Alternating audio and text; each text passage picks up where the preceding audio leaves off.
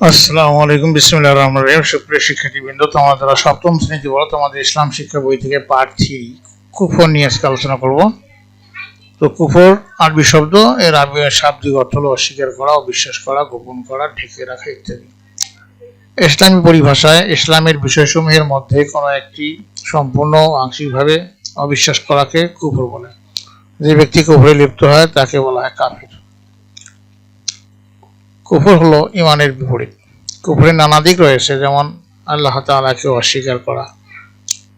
খ হলো ঈমানের অন্যান্য মৌলিক বিষয়গুলিকে অস্বীকার করা, যেমন নবী, রাসূল, আসমানী কিতাব, ফেরেশতা, পরকাল, তাকদীর, পুনরুত্থান, জান্নাত, জাহান্নাম ইত্যাদিকে অবিশ্বাস করা কুফর।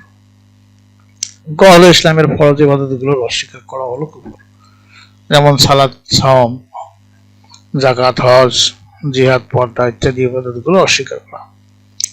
ঘ হলো হালাল জিনিসকে হারাম বলে বিশ্বাস করাও কুফর, তেমনি হারাম বস্তুকে হালাল বলে বিশ্বাস করাকেও কুফরের অন্তর্ভুক্ত। যেমন যদি কেউ মদ, জুয়া, ঘুষ, সুদ, ঘুষ ইত্যাদি হালাল মনে করে, তবে সেও কুফরি করে।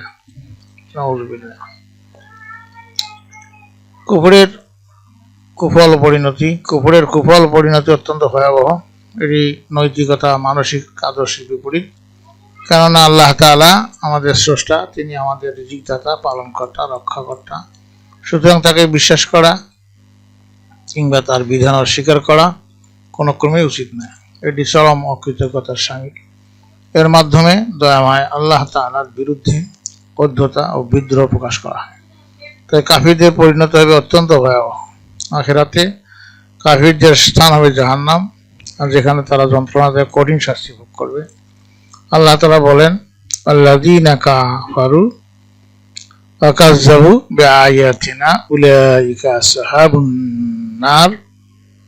আসহাবুন নারি হুম ফিহা খালিদুন। আর যারা কুফরি করে এবং আমার নিদর্শনগুলো মিথ্যা প্রতিপন্ন করে, তারাই জাহান্নামের অধিবাসী, তারা সেখানে চিরকাল থাকবে। কুফরির শাস্তি অত্যন্ত ভয়াবহ। অবশ্য কাফির ব্যক্তি যদি পুনরায় ঈমান আনে এবং ইসলামের সমস্ত মৌলিক বিষয়ে বিশ্বাস স্থাপন করে, তবে সেই শাস্তি থেকে রেহাই পাবে। সাথে সাথে তাদের অবশ্যই পূর্ববর্তী কুফরি চিন্তা ও কাজ সংশোধন করে আন্তরিকভাবে লজ্জিত হতে হবে এবং খাঁটি মনে তওবা করতে হবে। অতএব আমরা কুফরের কুফল সম্পর্কে জেনে এ থেকে বেঁচে থাকবো, এজন্য সর্বদা সতর্ক থাকবো। আল্লাহ তাআলার নিকট কুফর থেকে আশ্রয় প্রার্থনা করব। প্রিয় শিক্ষার্থীবৃন্দ, তোমাদের দলগত কাজ হলো তোমরা দুই দলে ভাগ হবে। এক দল কুফরের পরিচয় বর্ণনা করবে, অপর দল কুফরের কুফল ও পরিণতি বর্ণনা করবে।